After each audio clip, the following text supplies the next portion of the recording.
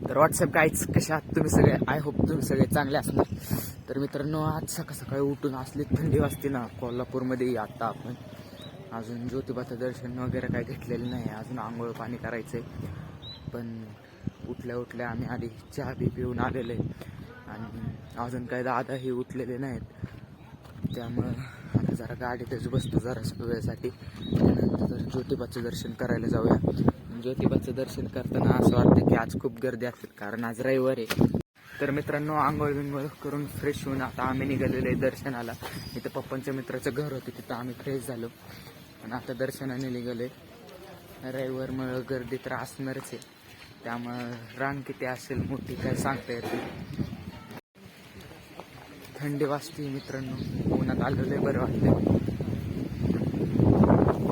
काल रात्री म्हणजे काल ऊन लागत होतं तर चटके बसत होते ना, आता वाटतं की कडक ऊन पाहिजे.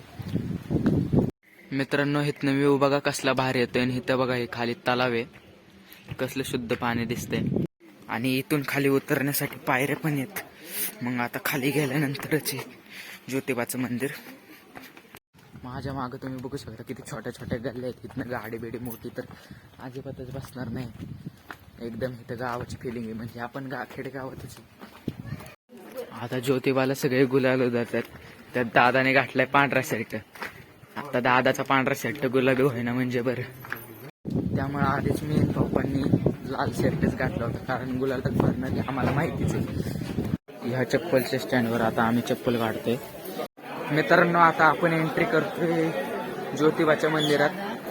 ज्योतिबाच्या मेन गाभाऱ्यातून एंट्री करण्यासाठी खूप मोठी रांग आहे. आता आम्हाला लाईनीतच उभा थांबायला लागणार आहे. मित्रांनो तुम्ही गर्दी बघू शकता, किती खूप मोठी गर्दी आहे. पण आता पप्पांचे मित्र पुजारी असल्यामुळे आम्ही त्यांच्या मागे शॉर्टकटने निघालेलो आहे.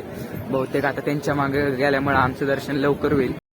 जिथं बघाल तिथं सगळीकडे गुलालच गोळाले.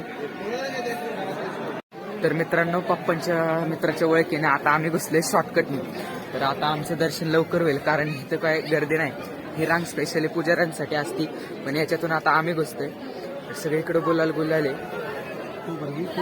ज्योतिबाच्या इथं आलं आणि गुलाल खोबरं भेटणं खूप नशिबाचं असतं. त्यात मला 3 गुलाल खोबरे भेटलेले आहेत आणि अख्ख्या भिंतींवर पण गुलाल सांडलेला आहे. इथं आत आल्यानंतर मित्रांनो आम्हाला गुलाल बिलाल लावलेला आहे सगळ्यांनाच. आणि जसं मला वाटलं होतं की आत आल्यावर गर्दी नसेल, पण तसं काही नाही. इथं सुद्धा खूप गर्दी आहे आणि त्यात लाईनीत आम्ही उभं थांबलेलो आहे. तर समोर ज्योतिबाचा नंदी आहे. मित्रांनो आतमध्ये फोटो व्हिडिओ काढण्यास मनाई होते, त्यामुळे फोटो व्हिडिओ तर काय काढले नाही. हा मेन गाभाऱ्यातून बाहेर पडायचा रस्ता आहे हा. तर मित्रांनो अख्खी माझी केस भरलेली आहेत, कारण आज सगळा गुलाल होता. तर आता मी बाहेर पडलेलो आहे, म्हणजे मेन गाभाऱ्याच्या आम्ही बाहेर पडलेलो आहे. तर चला आता पुढचं दर्शन कुठं होतंय काय होतंय चला तुम्हाला दाखवतो आता. तर मित्रांनो हे आहे ज्योतिबाचं मंदिर. हे बाहेरून असं दिसतंय.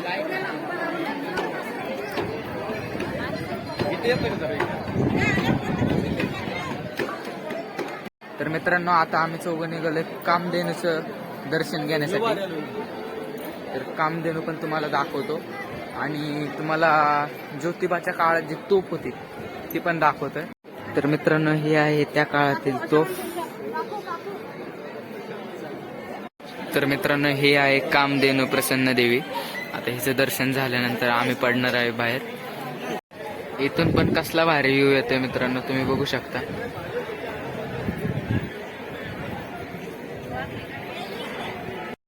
मित्रांनो हे खूप मोठं मंदिर आहे आणि आता आम्ही त्या मंदिराला प्रदक्षिणा घालतोय. अरे गर्दी काही कमी झालेलीच नाही. तुम्हाला दाखवतो. जर का पप्पांचे मित्र नसते तर आम्हाला खूप मोठा एक ब्रिज आहे, त्या ब्रिजवरनं प्रदक्षिणा घालायला लागल्या असत्या. त्यानंतर आम्हाला दर्शनाला जाता आलं असतं, पण आम्हाला ते होते म्हणून शॉर्टकटनेच आज सोडलं. बघा जर का पप्पांचे मित्र नसते तर किती मोठी रांग आहे. या रांगेतून आम्हाला जावं लागलेलं असतं आणि ही रांग पार करण्यात आमचं कमीत कमी 1.5-2 तास गेले असते. मित्रांनो येता सहजच एक दुकान दिसलं. तिथनं आपला 100 रुपयाचा एक चांगला मोबाईल घेतला. कमेंट मध्ये नक्की सांगा मोबाईल कसा दिसतोय मला हा. एवढी मोठी. तर मित्रांनो ज्योतिबाचं दर्शन करून आता मी आलोय घरी. तर मित्रांनो भेटूया आपल्या नेक्स्ट ब्लॉग मध्ये. तोपर्यंत टाटा बाय बाय.